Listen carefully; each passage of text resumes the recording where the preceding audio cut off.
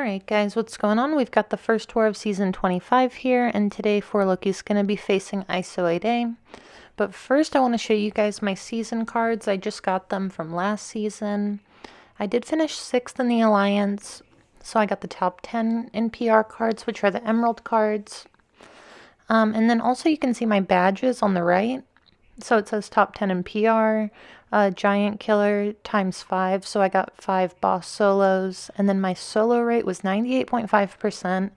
That is the highest that it's ever been since I joined 4Loki, and it was actually second in the Alliance by like a 1/10 of a percentage point, I think, for being the best in the Alliance as far as solo rate goes last season. So last season was definitely my best. Hopefully we can have a good season this time around as well.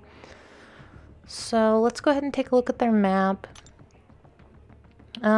They are finishing in Masters. They are a good alliance. This was a very, very close war for a very long time. So, alright, looks like they're running Protect, and we've got Dormammu on Power Focus 1. I'm not sure why he's there. That's a very easy fight for Quake or Torch. Weapon X on Path 2 in Section 1 is pretty common. Ebony Maw on Heavy Hitter, that's pretty good placement. Hyperion, good placement. Let's see here, Mole Man on 25, that's Footloose. Pretty good placement, but his animations take a really, really long time to play out, so generally speaking, the Footloose is almost over by the time that you get, by the time he finishes his special animation. Let's see here. Mordo on Enhanced Special 1. I guess that kind of makes sense. A lot of people put defenders with like natural power gain abilities on power focus nodes, because the power focus ignores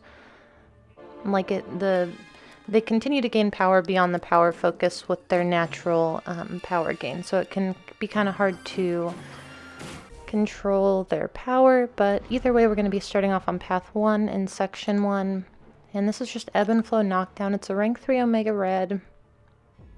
I'm not sure why he's on defense instead of on offense, but I will definitely take it. This is a pretty easy fight. You just don't want to stay too close to him for too long, so it kind of sucks to take with Omega Red, but I'm not super concerned. So, baiting out special ones, I'm going to lose like pretty much all my spores here. Again, I don't really care. I'm going to parry. I knew he was going to shrug it, so I held off. Knock him down again. I have 12 spores on him. Just going to continue to back off, and we finished with pretty much full health, so not too bad. And then we're going to be moving up here and taking this Ebony Maw. I'm going to use Human Torch for this fight, but I have to save my pre-fight for another fight, so I was a little bit nervous about this fight. I actually used a Power Start 1 boost just in case. A lot of times on these heavy hitter nodes, the defender, they'll just do like one medium attack, and then they won't let you get a reparry. They'll go straight into a heavy. So just in case, I wanted to have a special attack ready to knock him down with. So here we go. He has his protection back. Gonna go ahead and use my special 2. I probably should have saved it and baited out the special 1 first, but it's not a huge deal. So you can see now my temperature was too low, so I did miss there. But he is playing along with the reparries pretty nicely, which is always a good thing. Let's see here.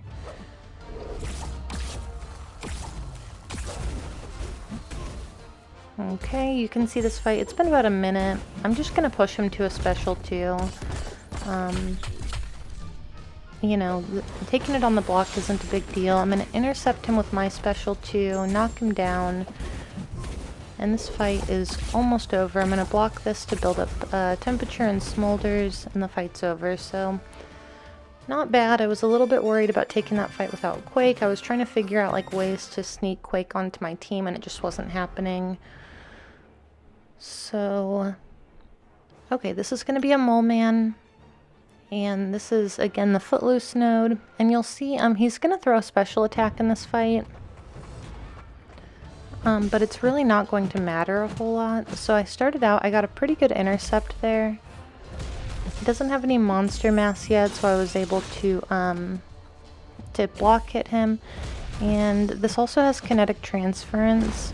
And also, we haven't had any invulnerability boosts in the loyalty store for about, I think it's been over a month now. I think the last one was February 15th, so just gonna go for reparries here. I'm not super worried. I don't have the invulnerability boost, but I did have like a special 3 defense boost, so, and I'm just super boosted this entire war, so I'm not overly concerned. Okay, this is going to be Rage. Originally, I wasn't going to use my pre-fight for this fight. I was going to use it for the next fight, which is Cosmic Ghost Rider, because he's Incinerate immune. But I talked to Taters. He said that I could go ahead and take that one with Omega Red, so just checking to make sure that my Flame On actually applied to the node here. And we'll go in. And Power Sting damage is the only damage that can bypass the Rage cap at all. So you'll see here she's going to throw a special one, and it's almost 14,000 damage on the Power Sting. So once I saw that, I knew that I was in pretty good shape. I think this person is running 5 out of 5 Mystic Dispersion. If not 5 out of 5, pretty close to it. So they're just going to be throwing a ton of special attacks, which is fine because I just keep applying Power Stings. So medium, light, medium. Here I'm just going to go ahead and slow combo, finish the fight. Very, very easy. And I don't really like using Human Torch, so I was pleasantly surprised with how that went. This is going to be Power Focus 2 and Aggression Prowess. Cosmic Ghost Rider, again, he's not a good defender. You're going to see I'm going to be gaining willpower healing throughout this entire fight, and I am going to let his prowess buffs get a little bit out of hand. So I'm going to try to bait out a special one here. And you can see that because of that, I lost all of my spores, which is pretty annoying. But again, I have this armor break on me, so I'm going to be gaining willpower healing throughout the entire fight. Go ahead and use my special 2, and the fight's over. So, not hard at all. I'm not sure where Cosmic Ghost Rider could be good on defense, but I definitely don't think it's that node. Alright, let's see here. So this is going to be a rank 3 Nick Fury on Ebb and Flow Intercept, and I think it's steady build up unblockable maybe. Either way, I'm not super concerned about this fight. Omega Red can easily outdamage him here, even if I never intercepted, which you can see I just did. But even if I never got a single intercept off, I would still be like totally fine in this fight. So alright, we're going to just try to stand close, manage his power, hit him as little as possible until it's time to reapply the degen, which is right here. So he's going to go into his second life now. When that happens, he gets a little bit passive. I'm going to lose all of my spores. Again, totally fine. This also has crumbling armor, so you can see I have a I had an armor break on me. Not a huge deal. You can see he still has protection on. He's losing health really quickly. So got an intercept there. I'm going to go ahead and use my special 3 now. And with the Fury, this should do pretty good damage. Top up my health. Power drain him. And yeah, he's going to go ahead and throw a special 2. Fight's almost over. Use a heavy attack here and he's done. So that's probably, I've taken that fight at least once before. I lost like 30% health that time. This time I finished with 100% health, which is pretty nice. Okay, so moving up here, this is going to be my last fight of the war. We've got this rank 3 ManThing on, I think this is Brute Force and Limber. So I have the White Magneto pre-fight on here, which is going to be helpful. I can parry him as much as I want. Got a pretty good intercept to start, and it looks like, I don't know if it's just with ManThing, but I do feel like his my parries are knocking me back a little bit less than they normally do. I don't really want him throwing specials really at all if it's avoidable, because I'm assuming this person has a pretty high level of Mystic Dispersion. So, and yeah, it looks like they are getting about half a bar of power with each buff, so I'm just going to stand here open. I'm going to block the special too. I'm not worried about chip damage at all right now. This is my last fight of the war. And yeah, got a pretty good reparry there. Finish with a special 3.